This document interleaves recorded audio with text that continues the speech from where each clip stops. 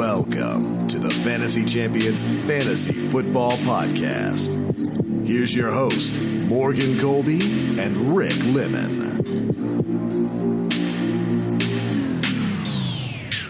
Welcome to the Fantasy Champions Fantasy Football Podcast. It is Monday, June 1st. My name is Morgan Colby. I got Rick Lemon with me. What's going on, Rick? What's up? Today we are going to do this is an extra episode. We don't usually record on Monday, but we are going to do a question and answer thanks to the Fantasy Football Discord chat. So we are going to do some questions and answers on that Discord for you guys and answer the Discord questions. Before we do that, check out our website, thefantasychampions.com. Follow us on Twitter at the FF Champs, on Instagram at the Fantasy Champions. You can like us at facebook.com/the Fantasy Champions. Be sure to subscribe wherever you listen, Apple Podcasts, Spotify, Stitcher, YouTube, and leave a review. Share this podcast with your friends. We also wanted to remind you that today we launched our draft guide pre-orders, which are $25. Our launch date for the draft guide is July 1st, and it has full rankings, breakouts, busts, player draft values, player breakdowns, and so much more. Be sure to purchase that before the price goes up in July. Yeah, definitely. Like I said in the last show, a lot of work went into this, and continues to go into it. So I hope people appreciate it, and I think it's definitely worth a buy for sure. Yeah, for sure. So without further ado, let's just jump right into the questions because we're here for the Fantasy Football Discord chat. And we'll start with one of the first questions, I guess, that started right off from Gurnals. It says, do you believe DJ Moore will have a huge year, and is it worth picking him in the top 30? Do you want me to go first or you? Yeah, go ahead. So I would say yes. I think he's worth getting picked in the top 30. If you look at ADPs right now, like on Fantasy Pros, that range, you have like Juju Smith-Schuster, Patrick Mahomes, Todd Gurley right now, Allen Robinson, Odell. I think he's in that range. I definitely think he's worth the top 30. Okay. You look at how Teddy Bridgewater had Michael Thomas last year, and how he kind of fed the beast to a star wide receiver. Yeah. I think DJ Moore can do that as well this year. He had some great weeks last year with Kyle Allen as his quarterback. And I don't think Teddy Bridgewater is an insane quarterback, but I think he's an upgrade over Kyle Allen. So yeah, I do think, to answer your question, DJ Moore is definitely worth a top 30. So, I mean, pick. I would say he's definitely worth a top 30 pick. I think there are other guys, like if you're talking about the Chris Godwin jump that we saw last year, where he ended up being like a top 3 wide receiver in half PPR. Right, yeah. I don't think DJ Moore can do that, but it's definitely possible for him to end up, I would say, somewhere in the top 6. Sure. Teddy Bridgewater wide receiver 1. Say that again? I'm just saying low end wide receiver 1. Oh yeah, definitely low end wide receiver 1. But I think last year what you saw with Teddy Bridgewater, the second Bridgewater took over in New Orleans, I thought that Michael Thomas was going to take a nosedive, and he didn't end up doing that. He actually went on a streak of 20-plus point games during that time. So I think it's definitely possible for DJ Moore to have a huge year. Whether it happens or not remains to be seen, I guess. Let's move on to the next question. Tart says, which rookie wide receiver will be relevant for 2020 redraft, if any? Wide receiver. This is a good question. I love this question. So can I say none? Am I allowed to say none? You are definitely allowed to say none. Especially if it is like a 10-team league. You're probably not going to see any rookie wide receivers that are really relevant this year. Last year, was kind of an anomaly. Like usually rookie wide receivers don't do much. And even then there wasn't, like, Terry McLaurin was okay for some weeks, DK Metcalf, obviously, but there was no rookie wide receiver that was really, really stood out fantasy wise in a redraft year. This year, I think it's going to be the same thing. I think CeeDee Lamb's going to get some decent action. Somebody who not a lot of people are talking about that I like for a rookie. I don't know if he's going to be worth a pick in a redraft league, maybe a really, really deep league. I think Denzel Mims is going to have a good season. I think he's the only guy in that offense behind Jameson Crowder for weapons-wise. There's not a lot of... You love Denzel Mims on the Jets. I do. I mean, I love I love Sam Darnold, so it's partly due to that. But Yeah. it's just not a lot of like Robbie Anderson is gone. Yeah. They did bring in Rashard Perriman, who I think will be good, but I don't think he's gonna take a lot of work. So I think Mims, like, he could be someone underrated, goes under the radar, gets a lot of targets. But I would say no rookie wide receiver is really going to be worth a draft pick in a redraft league for this year. Yeah, I mean, I think you have to. I would normally say it's all about landing spot, but then last year Terry McLaurin was just a beast and a freaking awful offense. Yeah. So I really don't know how to answer that question. If I'm gonna play the best landing spot scenario, I'd probably say CeeDee Lamb. But there is a lot of weapons in that offense, and it doesn't really lend to a good situation for him to get a lot of opportunity. At least year one. A lot of people are in love with Michael Gallup right now. I haven't really decided on him, and I haven't done I like Michael Gallup. I haven't done my projections yet for the Cowboys, but I actually agree with you. Denzel Mims might have an opportunity. The Jets don't have a great offense; they have a good offense. But I think there's an opportunity for him to get a significant amount of targets and have success. And he's not a name like last year. I came into the season, I was actually like, who is Terry McLaurin? You know what I mean? Like, I knew who he was, but I didn't think he was going to have as good not a rookie season that he did. I would say Jalen Reagor too is another guy who I think could have under the radar really good rookie season. All right, sounds good. The Rams fan, he's asking. I see a lot of talk about the big three tight ends this season: Kittle, Kelsey, and Andrews. Do you think Ertz is still in that group? If not, why do you think he falls out? This one's a good one. You want to go first? Yeah. Why isn't Derek Waller in that, Rams fan? Darren Waller. Waller's my guy. Yeah. I definitely think Ertz has an opportunity to be in that group. I think last year was just a very bad year for the Eagles. They lost so many receivers.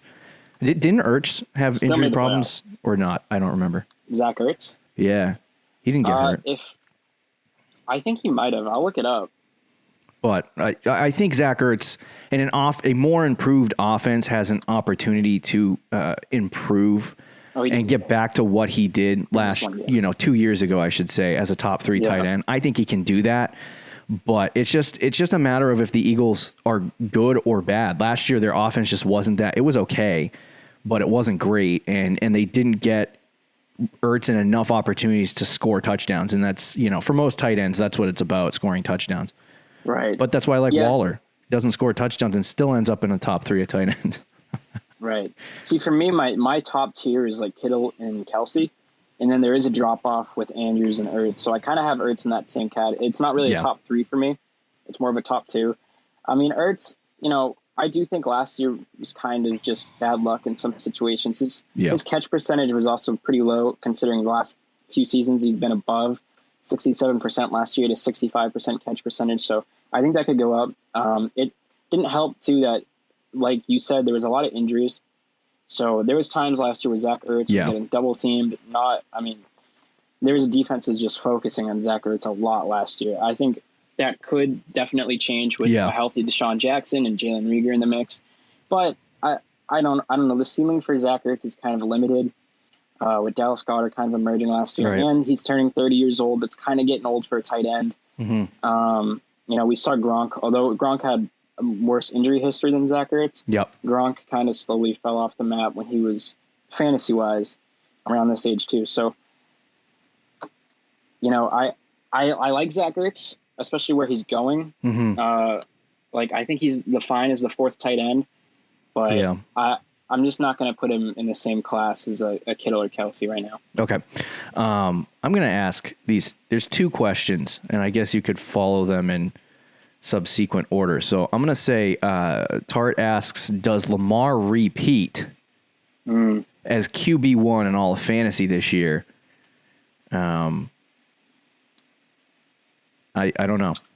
I haven't decided yet. So for me, I'm saying yes if healthy. Okay. All right. So the thing with Lamar is, when I did my projections, I was kind of like, okay, I know Lamar's not going to throw 36 touchdowns again. Yeah. I took that into account.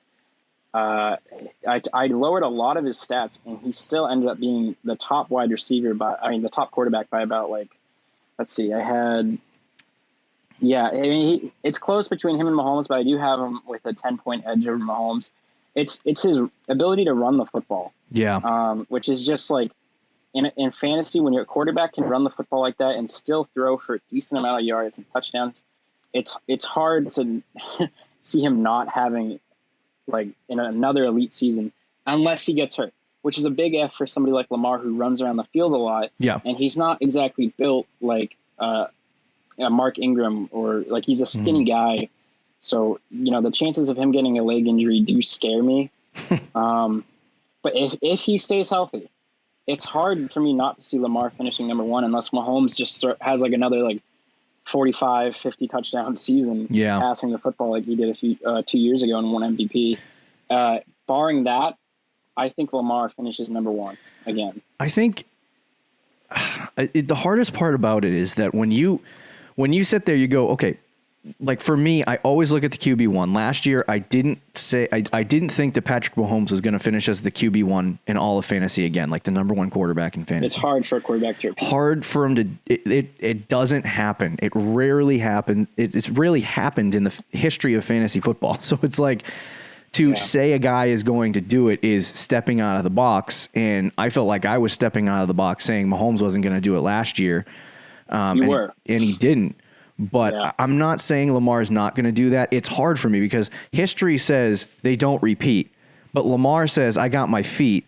So I think for me, it's kind of it's hard to say that he's not, because as soon as you sit down and you start doing projections for Lamar Jackson, you're like, oh, he's definitely going to regress in the passing touchdown category. He's definitely going to regress. And they were way too efficient passing the football last year. So they're definitely going to regress in the passing yardage area.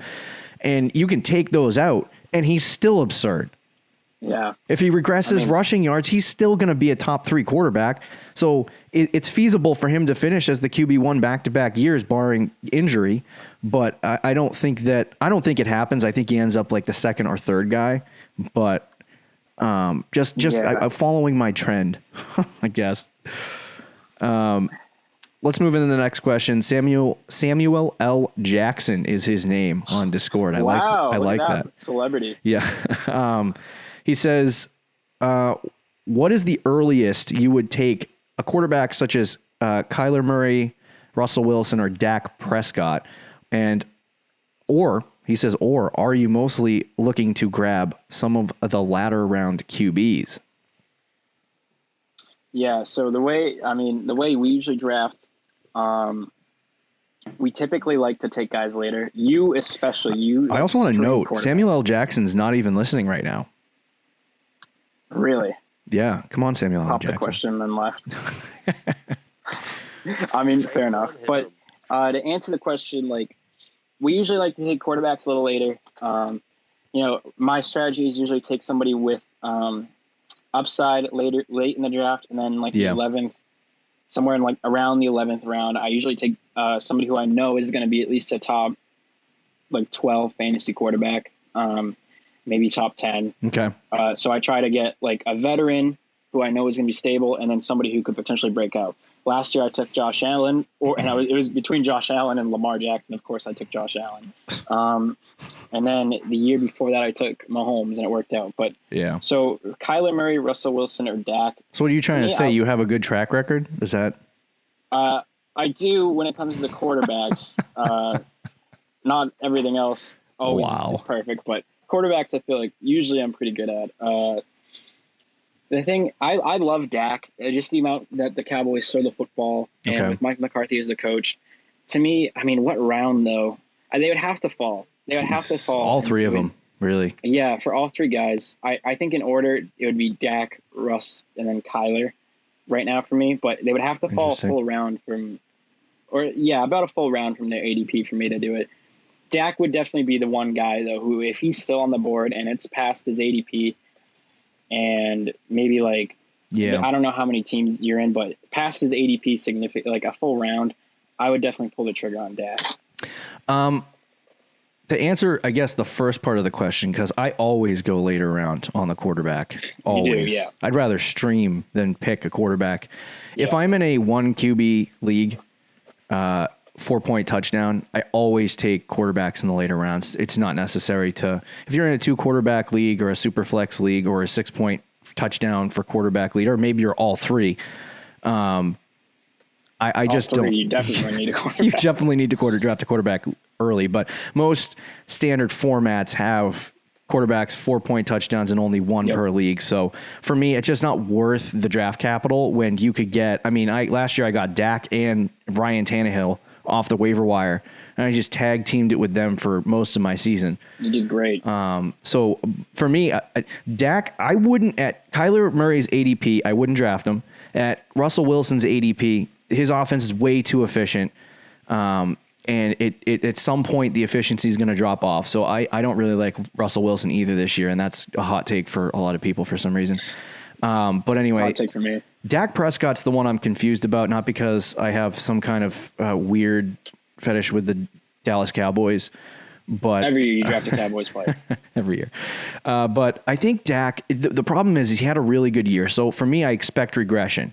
But then they added, CeeDee Lamb. They have Michael Gallup. They have Amari Cooper. Zeke's still there. Tony Pollard had a really good season. So it's like their offensive line is still good. Like that team is still very good. So it's like, at least the offense is very good. So Dak is, he's in a position to have another really good season. But what makes us think that he's going to do that? And then Mike McCarthy's teams, when he had Rodgers, always were ridiculous. So it's like, is Dak going to not play like Rodgers but have that same opportunity? I could see Dak having a great year, but I could also see Dak completely regressing, and it's so confusing that I almost want to avoid him too. I would say draft a quarterback in the later rounds.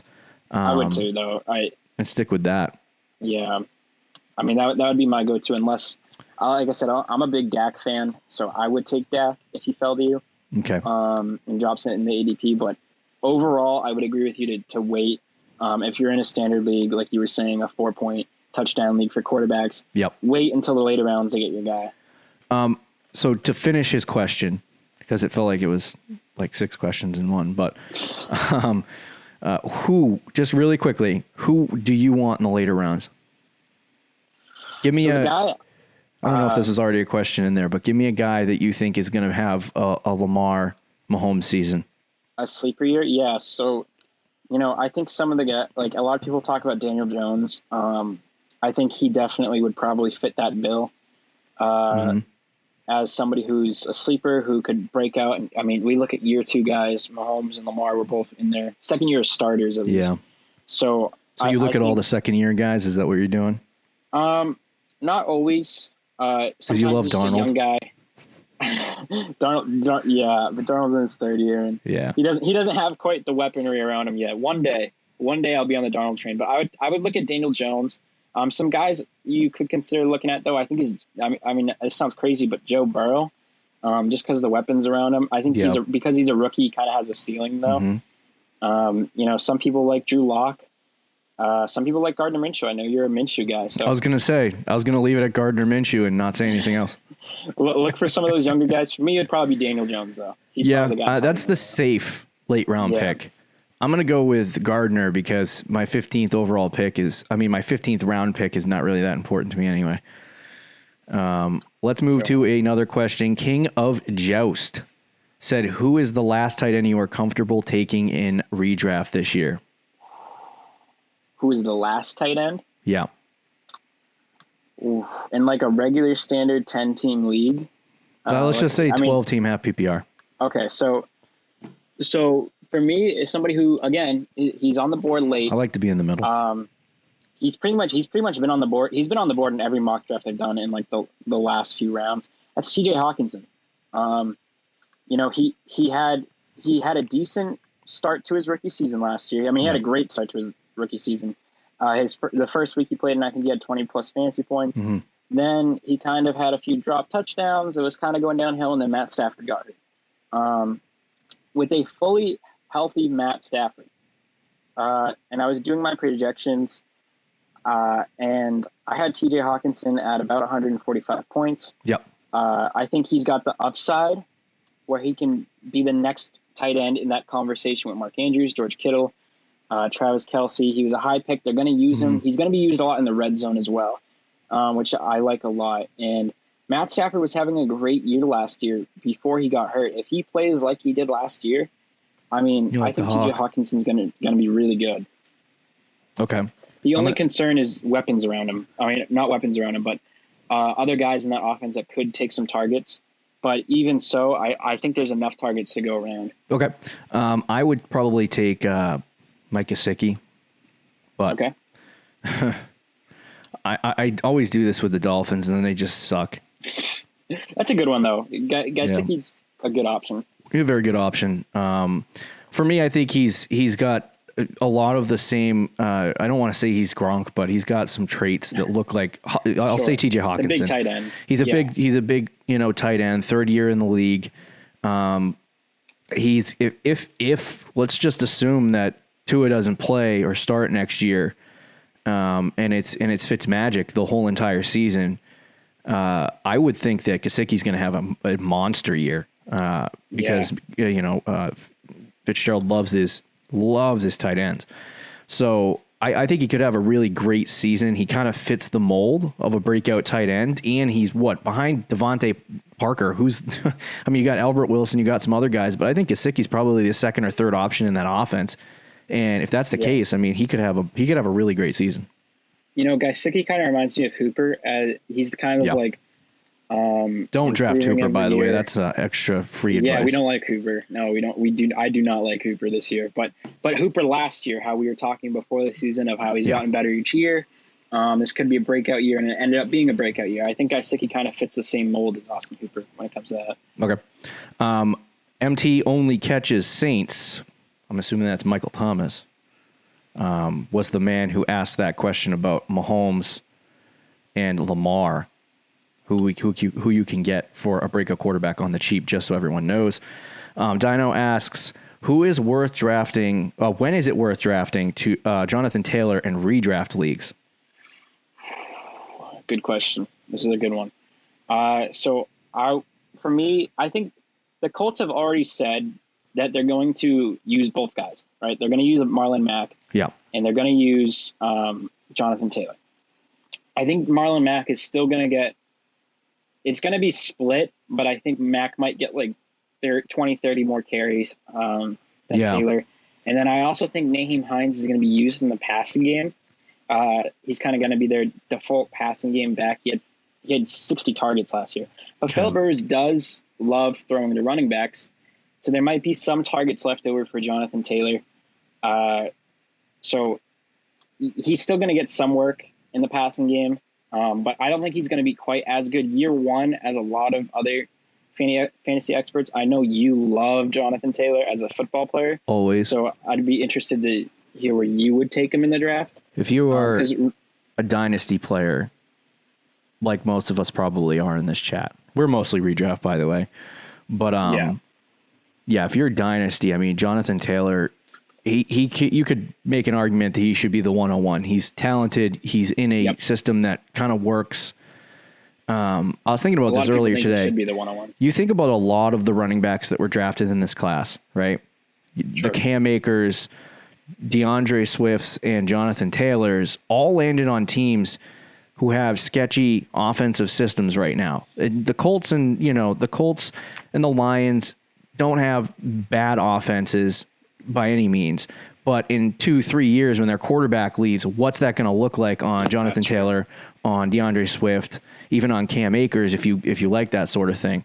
So Jared Goff's contract is so big. I know. But to answer the question about Jonathan Taylor, I see him kind of being, because Marlon Mack has had injury problems.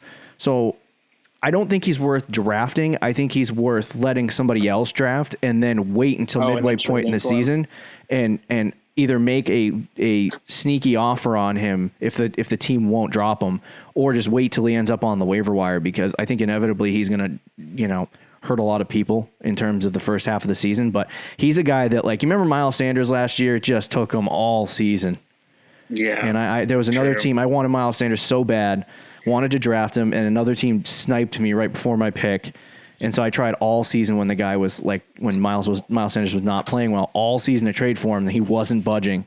So I think Jonathan Taylor might be that same way, where it just takes all season sitting behind Marlon Mack to get an opportunity. Right.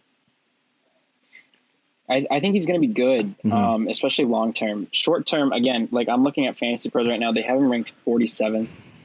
I think that's just a little high. They have him ahead of guys like James Conner, David Montgomery, Devin Singletary. I think he's a little bit below that. Okay. His ADP right now, I think is 51. So I would probably say I would take him around like late 50s, early 60s. I feel like is the range. So that I would take him. So if he drops around from where he's going right now, I would take him, but I think he's going to keep moving up. He's going to be this year's David Montgomery. I got a feeling that Jonathan Taylor. That hurts my soul. He might be taken like in the 3rd or 4th round. Why? What are you saying that because I like him? Is that? No, I mean that wasn't what it was intended for. But you can definitely look at it that way because track history. But yeah, Tater Nanner 23. He's got a couple of questions in here, but he says, what are some wide receivers this year that I should target that could be like Chris Godwin? Oh, so there's a couple guys that I like. I think the one in particular that me and you both love is Calvin Ridley. Yeah. Calvin Ridley to me is just, I absolutely love him this year. And it was funny because when we first talked about him, you said you really liked him, and I was kind of like, I don't know if I'm like that into him, but Matt Ryan throws the ball a lot. The Atlanta Falcons throw the ball a lot. They lost to Austin Hooper, who had almost 100 targets last year. They brought in Hayden Hurst, who I don't think is going to have the same amount of target share. Thank you for joining the Calvin Ridley train. Oh, it is my pleasure. I might even drive this thing because I love Calvin Ridley, man. And I projected Julio to have a lot of targets this year, and I still had Calvin Ridley at 130 targets. Like, I think he's going to get work. If he gets 130 targets and he gets a lot of receiving touchdowns, which it feels like he's kind of the guy in the I got him at 135 too. Yeah, so if he does that, man, he's going to be really, really good. I love Calvin Ridley. I think he's going in like the 5th round in a lot of drafts right now. Yeah. To me, I mean, that's where Godwin went last year. I could see something similar to that happening. Now, Ridley is not going to be like fully like Godwin because Godwin finished 2nd or 3rd? Yeah. I think in half PPR among fantasy wide receivers. I don't know if Calvin Ridley can get that high with Julio there, but I think he's going to be a low-end wide receiver 1 for sure. And if you can get that in the 5th round, I think that's great value. But you stole mine. Not to steal my slogan from Walmart, but stop. You stole my guy, so now I'm going to go Deebo Samuel without hesitation. Oh, you stole my guy. That would have been my other guy. So Deebo, man, he was very good in the second half of the season last year. Yeah. What scares me is the season before, we saw this same kind of second half resurgence from Dante Pettis. And I was very, very excited about Pettis, and he just completely pooped himself last year and wasn't good. So that could happen with Deebo. But I think, who's their wide receiver 1 right now? It's Deebo. Yeah. It is Deebo. So Deebo Samuel is their wide receiver 1. They have a decent quarterback. And I think the big floor piece for me, for Deebo Samuel, the thing that's going to make him very valuable is that he rushes the football on a regular basis on these stupid end around plays. 3 rushing touchdowns. He had 3 rushing touchdowns last year. And because you're in, that offense in San Francisco, they love to call crazy plays like that all the time. Sure, yeah, end so it's like he's going to definitely get an opportunity to do a little bit more with that rushing. You don't expect it, but I think you could totally. I haven't statted out the 49ers yet, so I can't give any projections on it. But I think he could have over 100 targets. Probably well over 100 targets, and probably come down with over 1,000 yards and probably like 5, maybe 6 receiving touchdowns. So low end wide receiver 1, probably. I don't know that he can jump into that Chris Godwin conversation, but he's definitely. I think Calvin Ridley and Deebo Samuel both could be in that conversation of the Chris Godwin like breakout this year.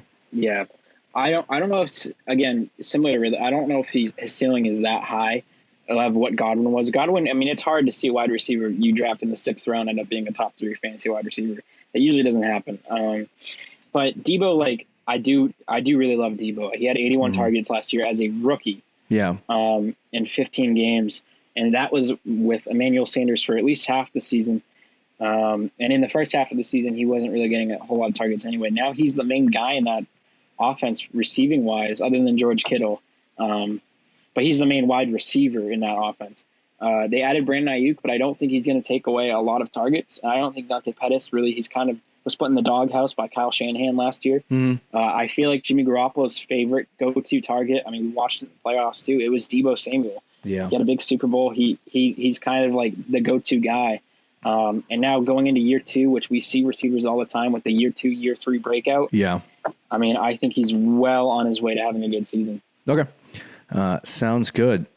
I'm stuck between, let's do Hunter V2 _. He says, what RBs do you think are, or what RBs do you think is a best buy in redraft leagues? Holy smokes. Sorry, Hunter, I destroyed your question. I was like, I'm trying to make out what you're trying to say. So what's the best running back to buy right now in redraft leagues?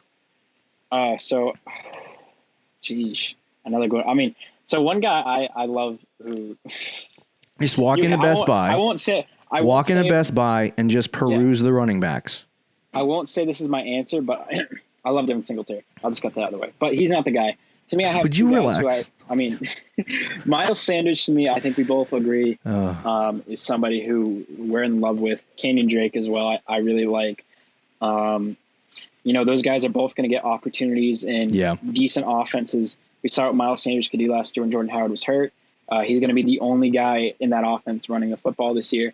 Kenyon Drake, same thing. We saw what he could do once he went to Arizona.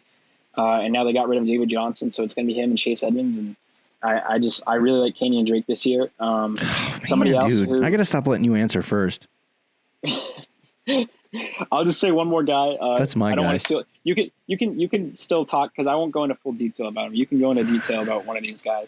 I'm just mentioning a few guys that I would. Last guy I'd say is Todd Gurley. Okay. I was about to say that as a joke. I legitimately believe that. Oh boy. It's partly because of where he's going. Yeah. Like I don't think Todd Gurley would be. I wouldn't feel the same way if he was going in the 2nd round. Yeah. But I took him in the 6th round the other day in a sleeper league. I think that's just ridiculous for somebody who's going to get the amount of work that he's going to get. I think he'll end up being a 4th rounder if I have to make a projection. I still think that's fine in the 4th round. I think there's other guys in the 4th round. I don't know. I feel like that's a little high, and that's from a Gurley lover. I mean, I just love what does it for me too is the way Atlanta passes the ball. I mean, Devontae Freeman had like 70 targets last year. Yeah, you give Todd didn't he have Gurley like 55 targets, catches or 53 catches or something like that? Yeah, I mean, he had a ridiculous amount.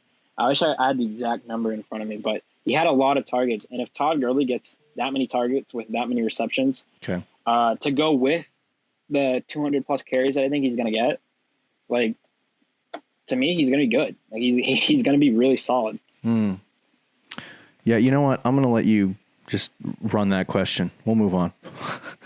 Okay. You didn't want to talk about Kenyon Drake? No, I love Kenyon Drake. Toppy Skates asks, there was mention that Ron Rivera compared Terry McLaurin to DJ Moore. Do you think we could see DJ Moore type production from Terry McLaurin? And where do you see McLaurin's ADP with this news? Ron Rivera's systems kind of scare the living hell out of me at the wide receiver position. I like McLaurin a lot. Ricky has more excitement for McLaurin, so I'll let him really dive into this. But for me, I think I'm not really in love with Terry McLaurin because there's no. This is similar to when I was in love last year with Kenyon Drake on the Miami Dolphins. He was on the Miami Dolphins. Terry McLaurin's still on the Washington Redskins, and that offense still isn't good. And you have to have Dwayne Haskins take a massive leap for Terry McLaurin to have a really good season. I think he's the equivalent of DJ Moore, and I think Terry McLaurin will end up being that in the Redskins offense. He could have a great year this year. I'm not saying he's not going to, but there are concerns for me with Terry McLaurin that or McLaurin, or however you say it, that McLaurin. people will draft him. What is it? His ADP is like in the 5th, 6th round right now, I believe. I think it's later. Is it later? I actually think it's later, yeah. But I feel like he's going to be a guy that people draft and then he ends up just not being as good as you thought. But I mean, in the 6th round or later, yes, please. I'll take Terry McLaurin on my plate all day. Right. Yeah. So that's the thing with me too. I'm kind of in the same boat with you. One of the reasons I was high, or it seemed like I was higher on Terry McLaurin than you, was just because of where he was going. It's a similar situation to Deebo. It's like the year 2. He's his second year in the league. He's the main guy in that offense. And we saw flashes of Terry McLaurin being really, really good last year. Mm-hmm. If he's going in the 6th round, 7th round, which last time I checked he was going, but he probably will move up as it is only June. But as of right now, yeah, I mean, I'm absolutely taking Terry McLaurin in the 6th round. The Redskins are one of the only teams I haven't done my projections on. So I'm not fully on board with McLaurin yet. I want to get that out of the way before I fully jump on the train. But I mean, all the pieces are there for him. The only negative is what you said, which is the offense. And that Redskins offense, how good is it going to be? Right. And that is a legitimate concern. Mm-hmm. But he's the only guy that I feel like is going to get I think he's going to get a lot of targets. I'll say that. I think no matter what, he's going to get a good amount of targets. Yeah, I would agree. Will translate into at least some fantasy success. Frosty Helix is asking the hot take questions. Is Miles Sanders overhyped? Asking the wrong people, that one. We are Miles Sanders truthers for the end of life. Yeah, I'm a Miles Sanders truther big time. So I don't think he's overhyped, but I could see why people would think that. Like, I know, like, if I was not doing, if I was just still kind of the casual fantasy player I used to be, and I saw Miles Sanders in the 3rd round, right? I wouldn't draft him, would you? If I was casual. If you were still probably not. If I'm like anybody else in our home league, no, I'd probably be like, what is he doing in the 3rd round? Yeah. I'm sure some people are overhyping him. I'm an informed fantasy football savant. I know what Miles Sanders is. Yeah. I just, for me, the reason why I don't think he's overhyped is because that dude he's good at football. He is. Straight. Well, he is, but he's also in a perfect situation. Yeah. I mean, he's right now going to get involved in the passing game, right? He's going to get his targets. I don't know how many targets he had exactly last year. But it was a good amount, and he was kind of the receiving back. Yeah. Even when Howard was there. So he's going to get his targets. With Howard gone, he's going to get even more carries. And he is do you see anybody stealing carries away from him? He's going to be a workhorse, a true workhorse. Yeah. And a good offense.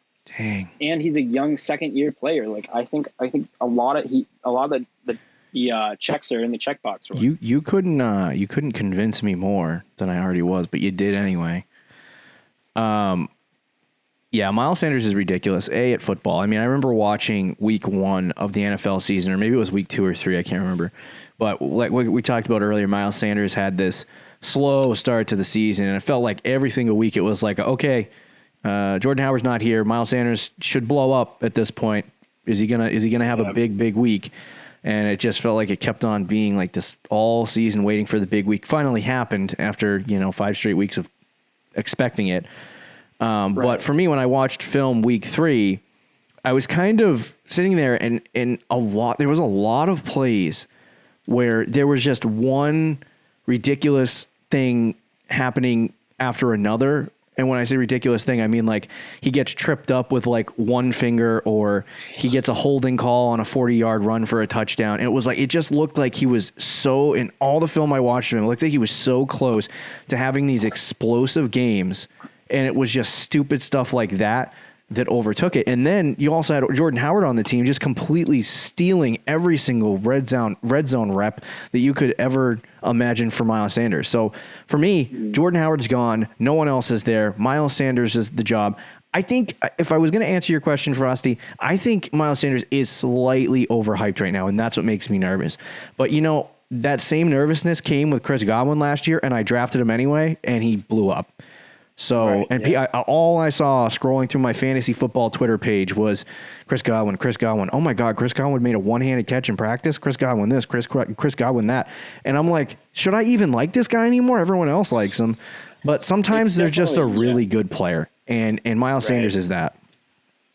Yeah, I'm in full agreement with you on that one. I don't know how to say your name. I think it's Tyruzi. He says, how confident are you with Drew Lock if he ends up as your team's QB1? In a standard I like that one too. league, like just the regular. Yeah, 4 point. Just assume, bro. Don't you know? In a redraft regular, probably I'm not that confident in Drew Lock. I like his upside. Like I know, I know Colin Cowherd predicted him being an MVP. Don't bring him into this. You know, Are you trying to give us a bad name? No. Don't. I'm using this as an example of people are Stupid. very hyped about him, including myself. Right? I do like Drew Lock. I like the weapons that are around him that they're building. Adding Melvin Gordon, adding Jerry Jeudy, adding KJ Hamler. I think Cortland Sutton is a good receiver. So he's got the weapons. Yeah. I think he's kind of limited a little bit. You know, they don't throw the ball a whole ton in that offense. Mm-hmm. And with Melvin Gordon and Phillip Lindsay and Royce Freeman still on the roster, I think they're going to, try to utilize their running game. But Locke, like I really do like, especially in Dynasty, Mm-hmm. if you're gonna kind of rely on Drew Lock in a regular redraft league, make sure you have a veteran quarterback to go with him. Kind of what I was talking about earlier. Somebody who for a fact is going to be successful when he's out there, to go with Drew Lock, because if Drew Lock breaks out, then you got, an MVP candidate. And if he stinks, good thing you drafted this veteran guy to go with him. Yeah. I don't know about Drew Lock. He seems like I don't think he should be drafted. I'll say that. I think there's a chance he has, like, he kind of reminds me a smidge of Daniel Jones last year, where he might have some weeks where he can be a QB1 but he's not going to bring that weekly. He's going to be a streamable option. He could blow up, there's always that chance, but I mean, I haven't done a whole ton of research on Drew Lock yet. Is he a guy that likes to run all over the field? He doesn't, he's not really a running quarterback, which is, I think, kind of my concern. I have him projected at like 150 rushing yards. So he's not you're like way ahead of me, dude. He's not like Tom Brady where he's like not going to run the ball a lot. I mean, he's not like Tom Brady where he's going to run the ball a little bit. Yeah. But he's not like Lamar Jackson either. He's not going to run all over the field. Okay. Let's move on to the next question from Tater Nanner 23.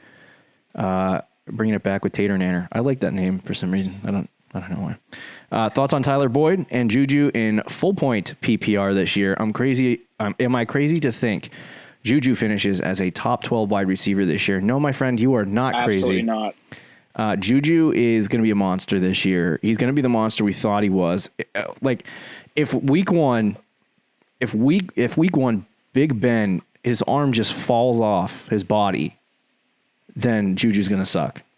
Yeah. But if we assume that Ben Roethlisberger is going to be good next year, at least slightly better than the trash that they had last year, right? I think Juju ends as a top 12 wide receiver easily. I mean, he had, with Antonio Brown on the team, he had 160 targets. That's with the full season of Big Ben. Yes. So what makes you think that he's not going to get 160 targets with Big Ben on the field? That's why I also like Deontay Johnson, by the way, but that's a complete other conversation. As far as the first half of your discussion, Tyler Boyd is dead. I definitely moment of love silence Juju for Tyler Boyd. A lot more than Tyler Boyd. Even last year, like Juju his one game with Ben Roethlisberger, he was matched up against Stephon Gilmore, and he still had 8 or 9 targets. So he was on pace for having a good year before. Roethlisberger getting hurt just completely ruined his season, which is a good thing for this year because people are sleeping on him. Yeah. Tyler Boyd, I'm kind of with you. I think I wouldn't say he's completely dead because, I think he's still actually going to probably get the most targets in that offense. Dude, besides AJ Green. Well, AJ Green, just health-wise, dude, it's just so concerning. The problem with Tyler Boyd for me, though, is just it's not just AJ Green he has to worry about. When John Ross is healthy, he gets a lot of targets. They drafted T. Higgins at the top of the second round, pretty much a late first round pick. And then Joe Burrow, who I like, partly because of his running.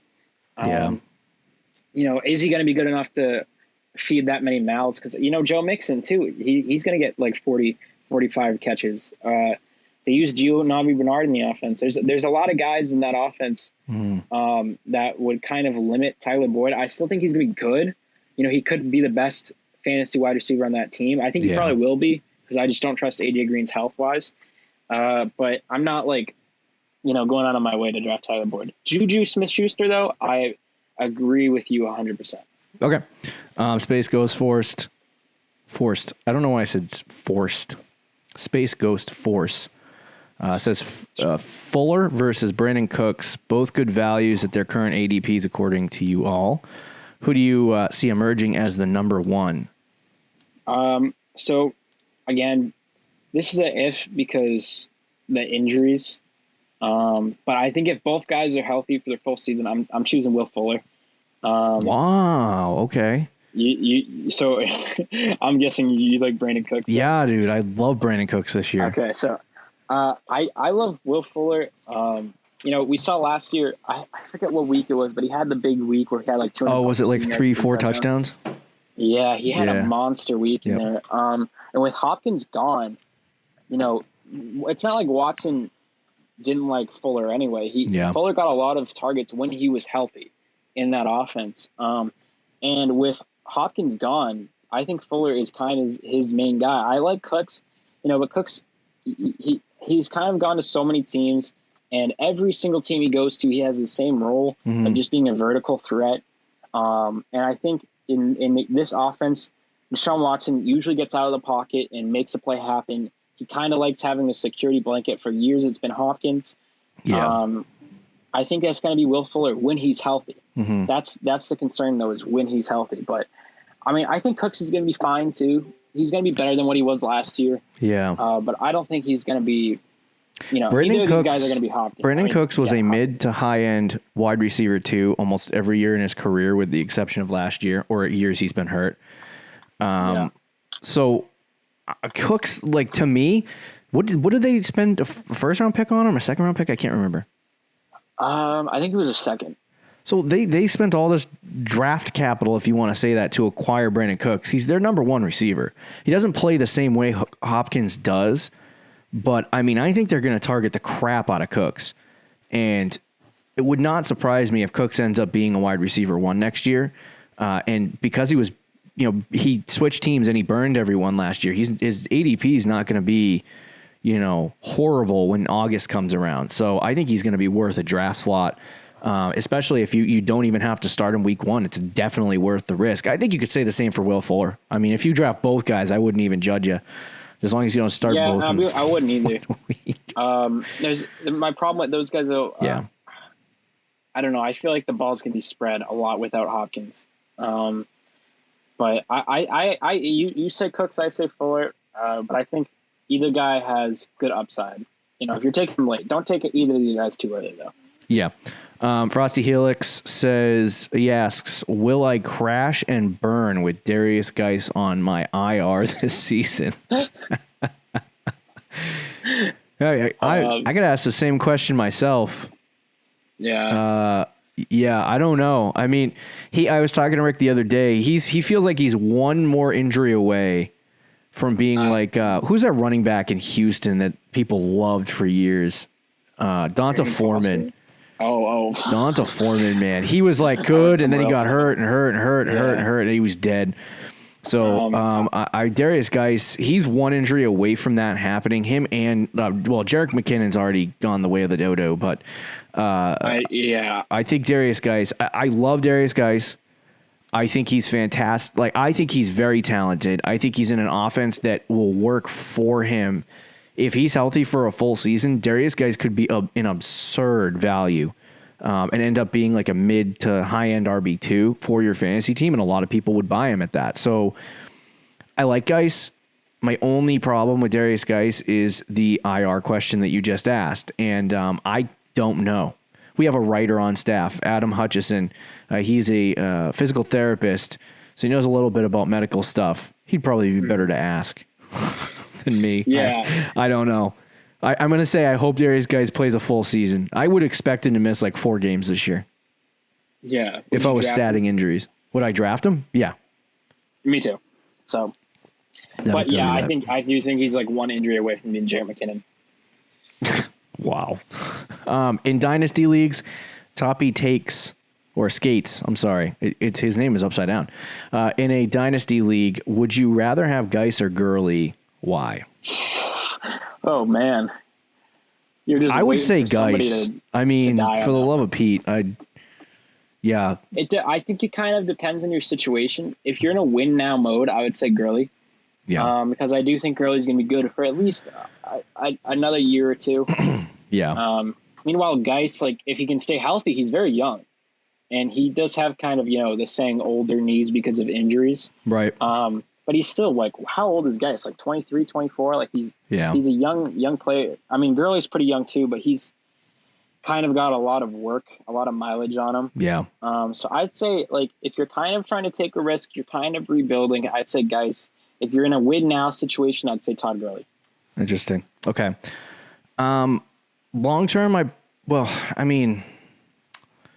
term is definitely Geis. But are you guys both ways? Yeah, I think I'm Geis both ways. I'll take Geis both ways. Geis is 22. Sorry, he turns 23 this month. Yeah, he's young. I most definitely would rather have Geis over Gurley in Dynasty. Amon Call says, or he asks, would you feel comfortable spending up to get Kelce or Kittle in the second round? If not, then do you plan on drafting more than one tight end in later rounds? Interesting question. I'm going to say, for me, my strat is not to draft Travis Kelce or George Kittle in the early rounds. Yeah. I think Travis Kelce is an absolute lock to be the tight end 1 next year if he stays healthy. I think Kittle could have some say in that, but 1 or 2 at least. I think he's probably going to be number 1. I feel like the value that you're going to get in return for Kelce and Kittle, is just not going to equal what the draft selection is for them. So basically what I mean by that is that Kelce and Kittle are essentially wide receivers, right? So they score the same as wide receivers. They do basically everything the same at wide receiver. They're just locked into the tight end position. So you have to ask the question of, does the value of Kelce or Kittle equal that of a wide receiver? So if a wide receiver scores 250 fantasy points and you're taking Kelce ahead of him, then you should just take that wide receiver. Right. So I feel like drafting Kelce and Kittle, you're not going to get the value back that you want. Sure, it gives you what you would think is an unfair advantage in your fantasy league, but almost every year, sometimes people win with good tight ends and drafting good tight ends. I've seen it happen before. But in most of the leagues that I play in, the team that drafts Kelce or Kittle ends up losing a lot of games. Yeah. So I always tend towards drafting in the later rounds. I'll usually just draft one tight end and then make my waiver wire decisions after the draft as to whether or not I want to add another one. By the way, I don't draft kickers or defenses, so that allows me a lot more flexibility, I guess, in the later rounds to take 2 tight ends. Coming week 1, but yeah, got to drop all my guys to pick up a friggin' kicker. But I usually have 2 tight ends in my roster. I'll take a guy later. I'm in the same boat with you on this one. I don't like taking tight ends early. Sure, if Kelce or Kittle would fall to me, I think, you know, like most players, you got to take them if they fall. But I'm not trying to take one in the second round, just simply for the fact, like you said, I mean, if you take a wide receiver in the second round, you're probably going to get a lot more fantasy points than you would taking a tight end at that spot. Okay. Does it give you an advantage? Yes.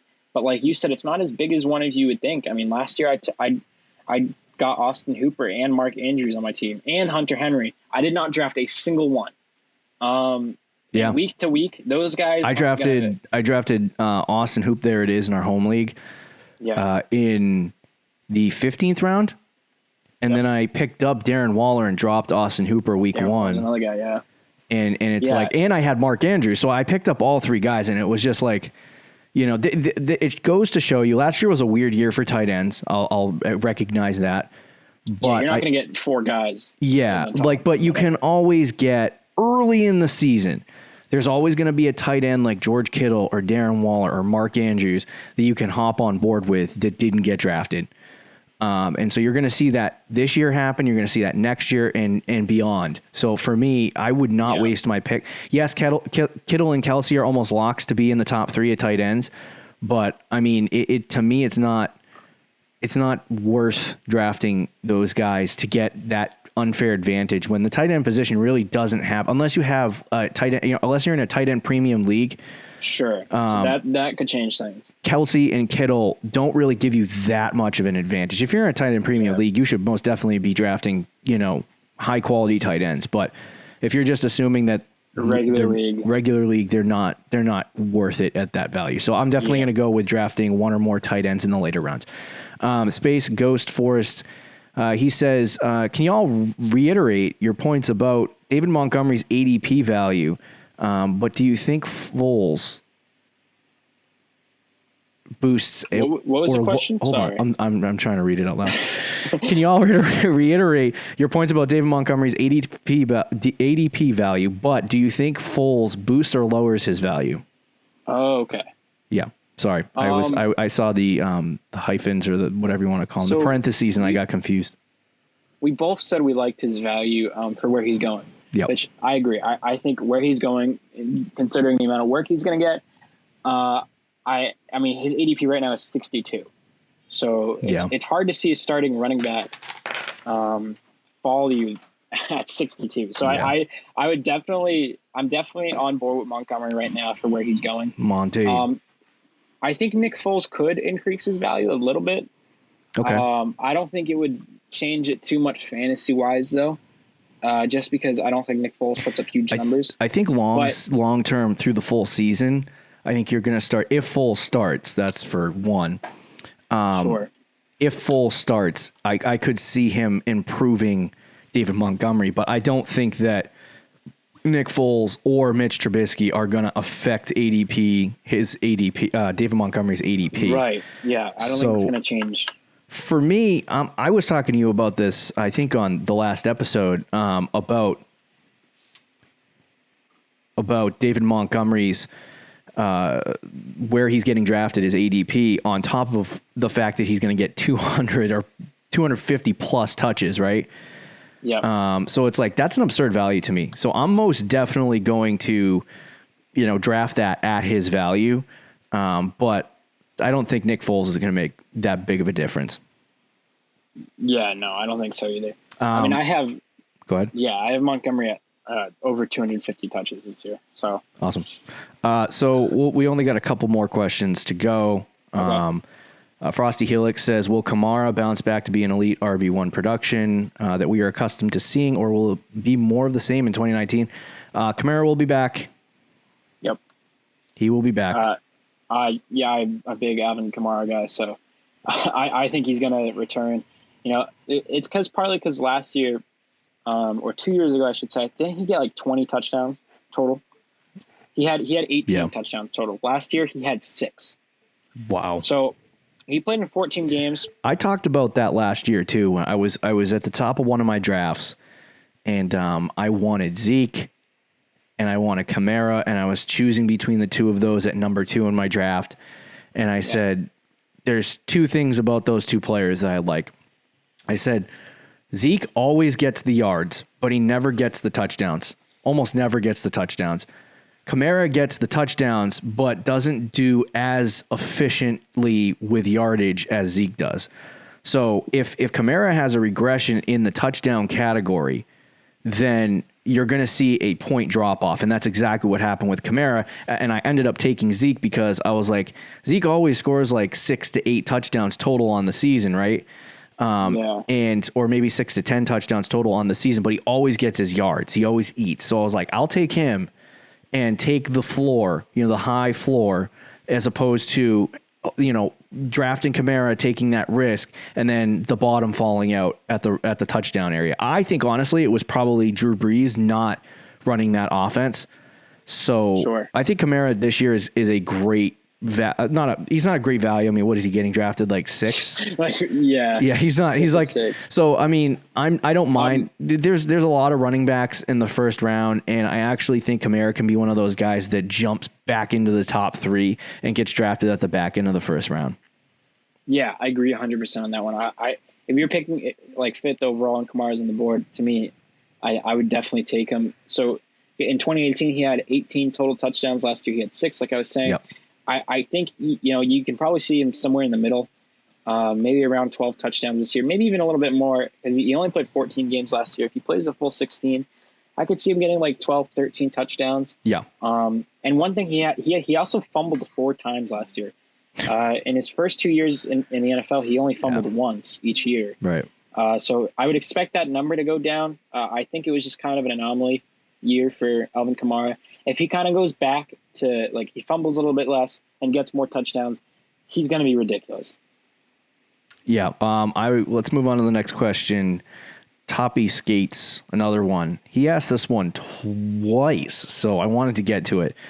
He sees a question that's coming up in trades. He says that he's getting advice of selling Dak and getting Wentz in return. I'm assuming he's in a dynasty league. Sure. We'll it seems like you almost always receive an extra piece when downgrading from Dak to Wentz. You put quote downgrading in parentheses or whatever. How far off do you see the values between Dak and Wentz, and what type of piece would you need in addition to Wentz? In addition to move Wentz to move Dak. I'm sorry. Yeah. So I do think Dak, he's kind of fantasy wise a little bit ahead of Carson Wentz, but honestly, like, if you can get another solid piece, I would do that in a heartbeat, because I think Wentz is also I think Wentz will probably get about 300 fantasy points this year. So it's not like Carson Wentz is. Did you project the Eagles? I did. Wow. I think Carson Wentz is going to get. How many touchdowns do you have for him? I just want to hear it. For Carson Wentz? Yeah. I got to pull it up, dog. Don't say 40. Don't do it. What do you think would be the other piece? It's not 40. I do not have him at 40. I'm like, how did you score him at 300? He doesn't rush, does he? I am at 31 touchdowns. Okay. Which is an upgrade from what he had last year. But I think he had 27 touchdowns last year. To be honest with you, bro, I think it depends on your team and where you're at. So, yeah, I was going to go there. I mean, if you're in a good position to shoot for a chip, I would keep Dak and just draft a quarterback if you're worried about long-term plans. You can like Wentz, but trading Dak for Wentz is a massive risk.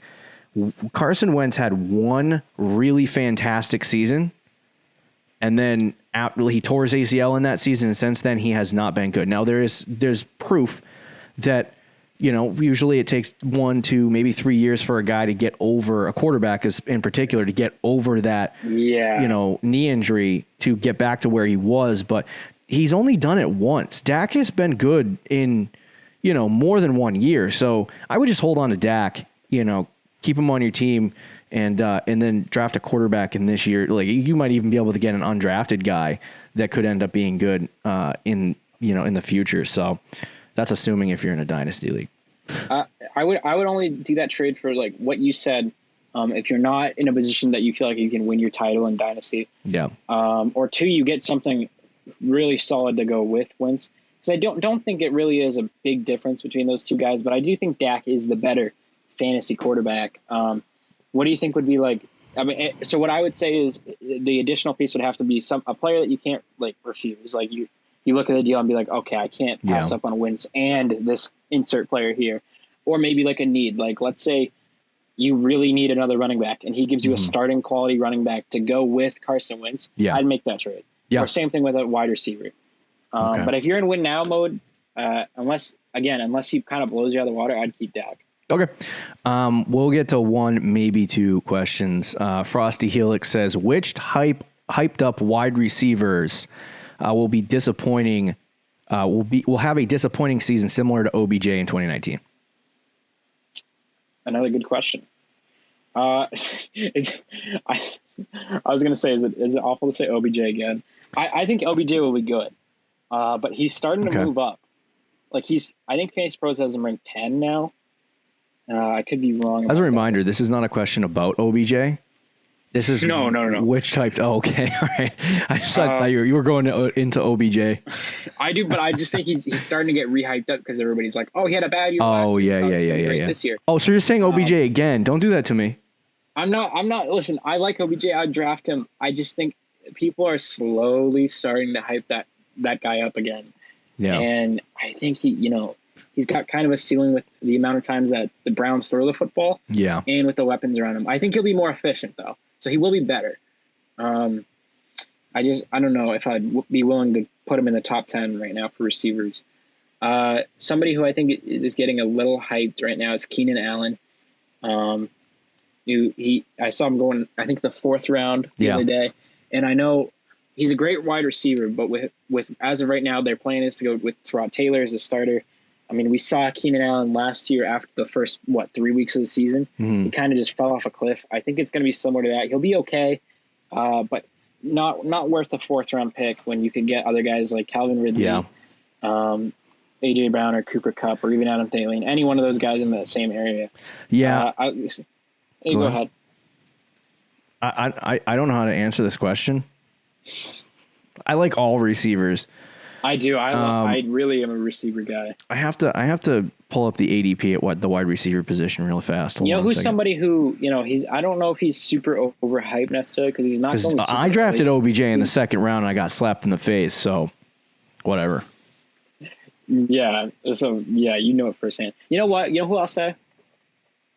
I think Mike Evans. Okay. Mike Evans is a little overhyped to me. He's going top of the 3rd round. Oh, Lord have mercy. He's going off as the 8th wide receiver?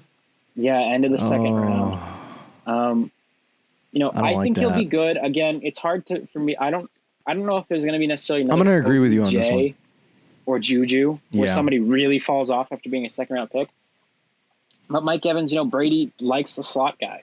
Yeah. I mean, other than 2007 with Randy Moss, which was a long time ago now, it's hard for him to throw deep. I think Evans will be good, but he's not going to be at the same level as a Chris Godwin. Yeah. To me, at least. This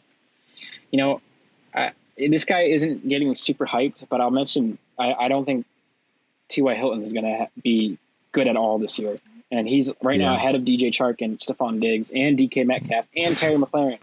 Yeah, don't take T.Y. Hilton. I want to say he's a bust, but I feel like that's common knowledge. So yeah, but right now Fantasy Pros has him as a 23rd receiver. So don't listen. To me, he's probably not even in my top 30 for wide receivers. Fantastic questions, everyone. I wish we had more time to answer them and take them down, but I've already gone over my own personal limit for how long this is supposed to be. So we thank you so much for allowing us to do this, allowing to answer your questions. It's been fun, interesting, and real. Please consider going to our website, thefantasychampions.com. And it says the draft guide right at the top. Just click on that and go buy it right now. I mean, I'm not leaving until you buy it. So if you guys like our advice and really want to win your league, I think it's a good investment to make. It's not a lot of money. It's got a lot of good information in there. Yeah. I think it's definitely something that if you really, really want to win your league this year, you want to have a good draft, I think it's definitely a good investment to have. Yeah, definitely. And don't forget to check out our website. Don't forget to follow us on Twitter and Instagram. Sorry, I already mentioned the website, but yeah. You can mention it again. That's okay. TheFantasyChampions.com. Follow us on Twitter and Instagram, please. And we do have a show dropping tomorrow. We're going to talk about quarterback sleepers, tight end sleepers, wide receiver, all over the place for the next couple weeks. We'll see you tomorrow, guys. Peace out. See you tomorrow. Thanks for having us. Thank you for listening to the Fantasy Champions Podcast. Make sure you subscribe on iTunes and YouTube and follow us on Twitter @TheFFChamps.